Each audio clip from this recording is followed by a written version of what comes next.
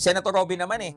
Aminin mo na lang na nagkamali ka, sir, honest mistake, and then move on. Huwag nyo na pong i-justify yung pagkakamali nyo, mga kaibigan. Ito po yung matapos po na batikusin si Senator Robin Padilla sa kanya pong naging statement kahapon na sana hindi daw one-sided ang prosecution. Napakarami pong abogado, law expert, mga di, nagpa-interview kahapon na kinukundina at nadidismaya dito po sa naging pahayag kahapon ni Senator Judge Padilla sa impeachment mo ni VP Sara. Sabi po niya sana hindi one-sided ang prosecution. Alam po nating lahat, mga kaibigan, na both the defense and the prosecution, meron na po silang tinitindigan dito na talaga pong pinapangatawanan nila kung sino man po ang dapat maging impartial dito at hindi one-sided. Kayo po yun, Senator Padilla, at ang iba pang mga senator judges. Di ba? Kayo po dapat ang balanse dyan. Kayo po ang gitna. Okay?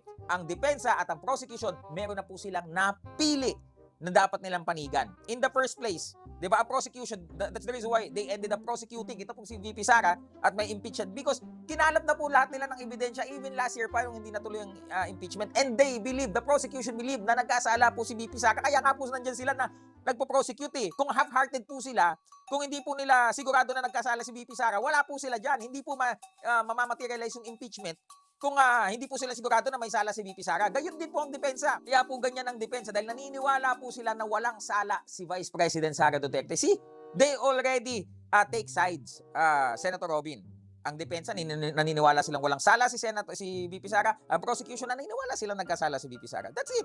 Diba? Huwag nyo na pong sabihin, kaibigan Ginang Luistro, ang hustisya po ay neutral. Sa inyo yan, sir.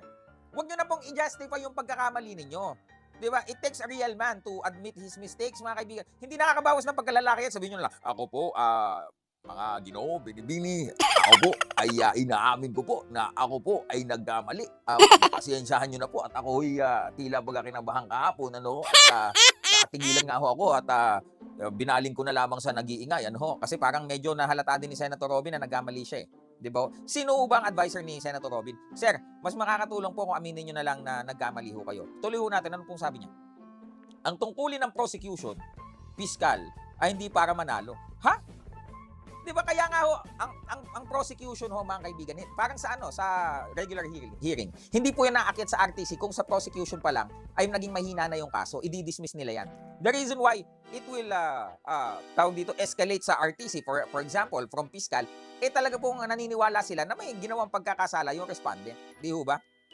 Sabi niya, kung hindi para sa katotohanan at proteksyon ng inosente, sir, sa depensa po yung sinasabi nyo at kayo mga senator judge o yung mga hukom ang dapat pong maging impartial. Ang tungkulin naman ng defense, tagapagtanggol, utang na loob naman, sir. Ay ang karapatan, pagtiyak sa karapatang pangtao at balanse na sa kapangyarihan. Medyo out of context na ho eh. Sa pagtiyak. Ang dami ng justification dun ho sa malihong statement. Sir, in general ho, maliho yung statement ninyo, Senator Robin. Yung mga law din na po yung nagsabi. Yung mga magagaling na veteranong abogado na ho yung nagsabi, ilulusot nyo pa ho ito. Wag na ho, Senator Robin. Aminin nyo na lamang ho na kayo ay nagkamali. Di ho ba? At kung sino man po yung nasa PR team ni Senator Robin, ayusin ninyo yan. Kasi mas lalo lang ho na nakikita na talagang gina-justify ni Senator Robin yung pagkakamali niya sa mga ganito pong pamamaraan ng pagja-justify ng mga medyo sablay ho na nasabi. Di ho ba? Tsaka ho yung sinabi ni Senator Robin na alam nyo ho ba na ang nai-impeach ngayon ay binoto ng 32 million Filipinos? Sir, with all due respect, kung yan po ang logic na gagamitin natin, ang ibig bang sabihin, kung binoto ka ng milyong Pilipino, multi-million Filipinos, pwede ka nang gumawa ng hindi tama. Di ho ba? Senator Robin, you can do better than that.